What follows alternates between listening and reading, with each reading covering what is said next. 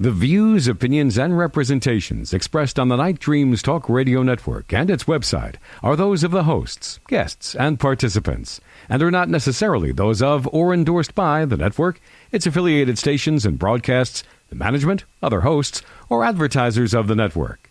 The shows found on the Night Dreams Talk Radio Network can, but do not necessarily, promote any particular lifestyle, belief, religion, political affiliation, or other personal practice. These shows are for entertainment purposes only and are not intended to treat, diagnose, and or claim any cure of disease or condition or give any medical or legal advice. You are listening to Night Dreams Talk Radio Network, from our compound to you worldwide, with your host, Gary Anderson. Hey, that is me. Well, the week is starting out fresh. Well, I hope it does every Monday. But tonight we got a great guest back by demand from you guys, the listeners worldwide. We have Preston Dennett on. We're going to be talking about UFOs and his book, Inside UFO's True Accounts of Contacts, right after this. You can advertise your business on Night Dreams Talk Radio, and you will be heard worldwide. Why not contact us at nightdreamstalkradio@gmail.com. Well, how you doing, my friend Preston? How's your week starting out? Hey, not bad. Can't complain. We're getting lots of rain here in California, which we really needed. Our drought is officially over, at least for a little while. You know, my daughter lives up in Hemet, California, and usually every summer I go on a motorcycle ride from up here near Tacoma, Washington. Actually, I live in Gig Harbor, and I go to Reno, Las Vegas, and lose a little bit of money, and then I work my way up to Hemet, California. The first time, I went and saw their new house back about 2 years ago, I was in total shock.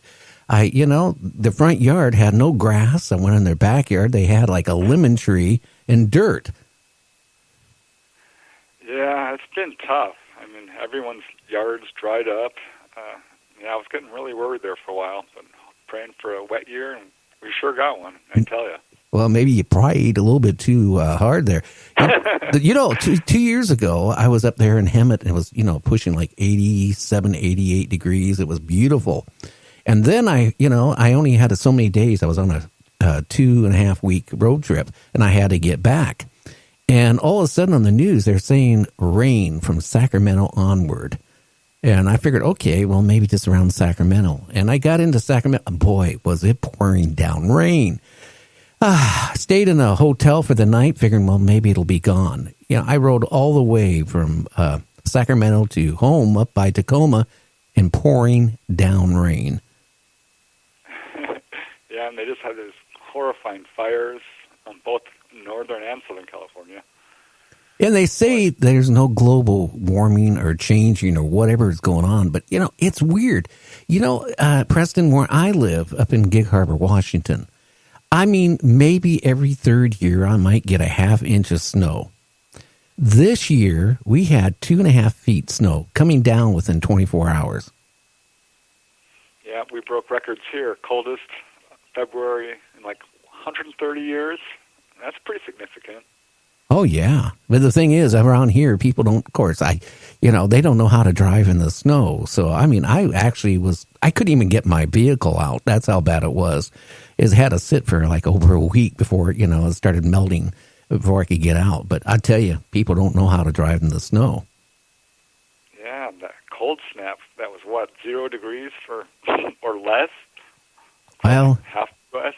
Man. And then on top of it, I lost my internet for a good week. And thank God one of the vice presidents of Comcast heard me, on a Facebook post, saying, hey, how do I supposed to do my show without, any internet? Normally, I have a satellite backup. It feeds to the radio stations, all this stuff for a backup.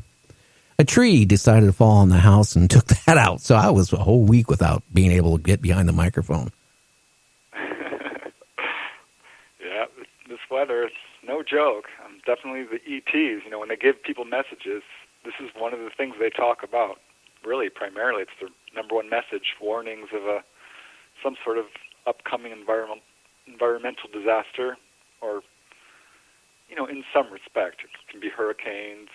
They're very worried about our use of nuclear power, pollution, and they've got a whole list of things that they've been warning people about for years. Well, I think it's all going to come about a lot faster than what, the scientists said.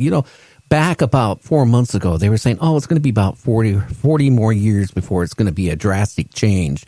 Then I was reading a couple months later, it was like 20 years. Now they're talking 10 to 15 years. Like if you own property in Florida, you better sell it within the next 10, 15 years, unless you got a boat or you have a boathouse where you can moor over your property. Yeah, can you imagine? I mean, if the sea level does rise, it's going to be an enormous problem for anyone who's on the coast. And those hurricanes keep slamming, our coastlines. There's probably shouldn't be building there. We're going to have to change the way we're doing things for sure. I think we really got to start by getting off fossil fuels as much as possible. I remember back when I was in the 70s or whatever, the gas shortage. That tells you how old I am. And I remember you could only get gas on odd and even days, depending on your license plate. I think they're going to probably have to do that about driving your cars. I hate to say it, but if we want to buy more time, we need to do something very shortly. Or I hate to say it. I mean, even going from the equator, going all the way up to the Atlantic Ocean, up to the UK, France, and all that area, there's that little warming belt. And if that stops, all of a sudden, you're going to find the UK in an ice age really fast. Same with, almost all of Europe or all of Europe. And I remember reading back around the 1900s where Russia went into a mini ice age and people were freezing to death in their own houses, ripping the planks off the floor, taking, walling off, everything it could burn, trying to stay warm. Yeah, I'm definitely nervous about what's upcoming for us. And I think, it's not just the ETs saying this. If you read accounts from near-death experiencers, they've been given all kinds of prophecies, certainly Native American elders, people who've done astral travel, psychics and mediums, and for that matter, our own scientists. So pretty much wherever you look, for knowledge, we're getting the same message. So at some point, I think we're going to have no choice but to really drop everything and focus on getting along and trying to survive. Well, we need to do something. You think any chance that's why we're maybe being visited more now than ever? Absolutely. I mean, a lot of UFO investigators have remarked on the coincidence, and I don't think it's a coincidence, of the modern age of UFOs beginning in 1947, coinciding exactly with the atomic age. And what's going on now in terms of UFO activity is unprecedented, pretty much for thousands of years. Yeah, we've had, ancient aliens and visitations throughout history, but not on this level, not like since 1947, pretty much onward. And there's really no historical examples of, the large number of abductions and onboard experiences and face-to-face contact throughout history at the levels we're having now, currently. So something is going on. Something drew them here in large numbers. And I've got many first-hand accounts from experiencers who were told directly by the ETs that, part of it does involve nuclear power. Because when we started exploding these bombs, it had repercussions in areas that we weren't aware of, apparently, like interdimensionally speaking, and was causing all kinds of havoc. And ever since then, we're under a microscope. And that's kind of why I think we're seeing not only a large amount of activity, but a wide variety of, humanoid races. They're basically all humanoid.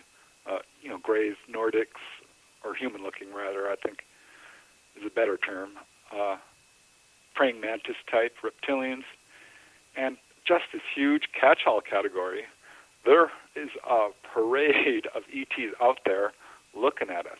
For some reason, they're very, very interested in us right now.